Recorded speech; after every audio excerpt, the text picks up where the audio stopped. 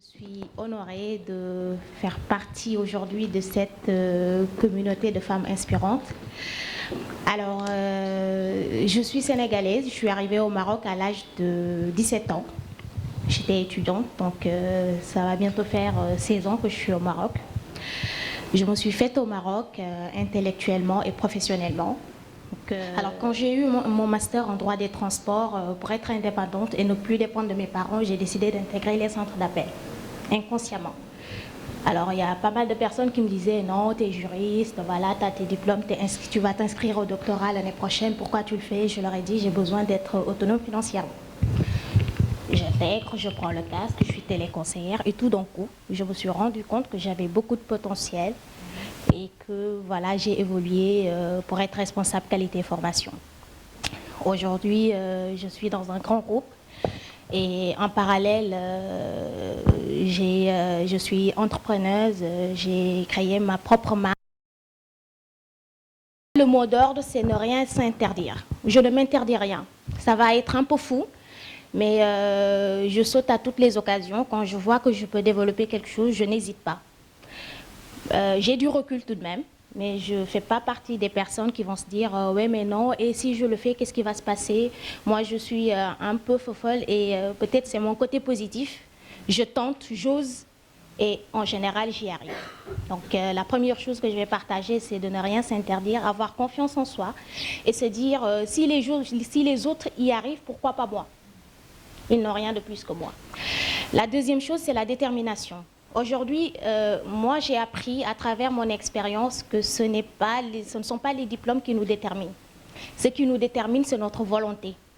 Où est-ce qu'on va arriver? Qu'est-ce qu'on veut faire? Qu'est-ce qu'on va réaliser? Pourquoi on va le réaliser? Parce que oui, des fois, on rencontre des personnes qui occupent de grands postes, mais quand tu te poses avec ces personnes ne savent même pas pourquoi elles occupent ces postes.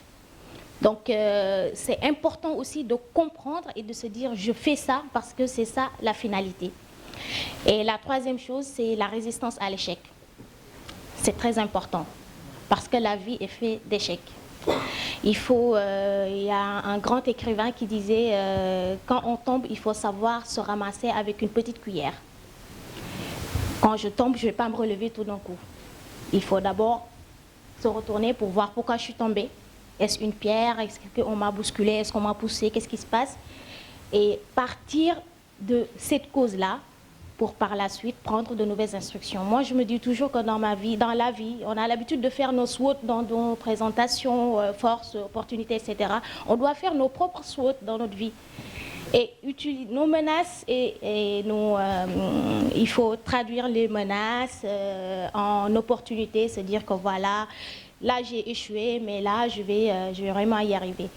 Donc aujourd'hui, je me dis qu'en tant que femme, et j'ai l'habitude de le dire, le leadership il est féminin. Je le dis sans aucune discrimination de genre, hein, mais quand vous voyez aujourd'hui la femme, tout ce qu'elle porte dans sa vie, dans son foyer, même quand elle n'est pas mariée, comment elle gère ses frères, ses sœurs, ses mamans, les courses, etc. Le leadership est féminin.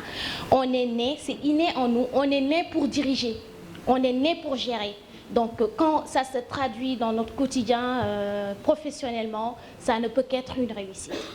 Donc encore une fois, ce n'est pas toujours simple, c'est toujours très difficile, c'est toujours très complexe.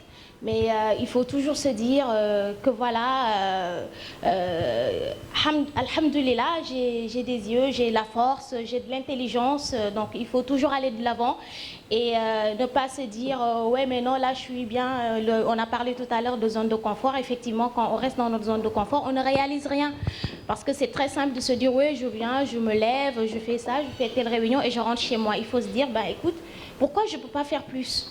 Pourquoi je ne peux pas avancer d'un pas? Pourquoi je ne peux pas faire un truc pour moi-même? Et moi, c'est de cette idée que je pars.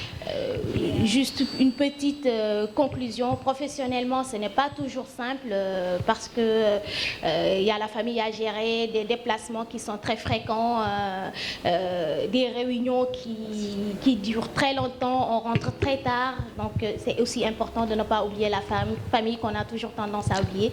Je vous remercie. Merci.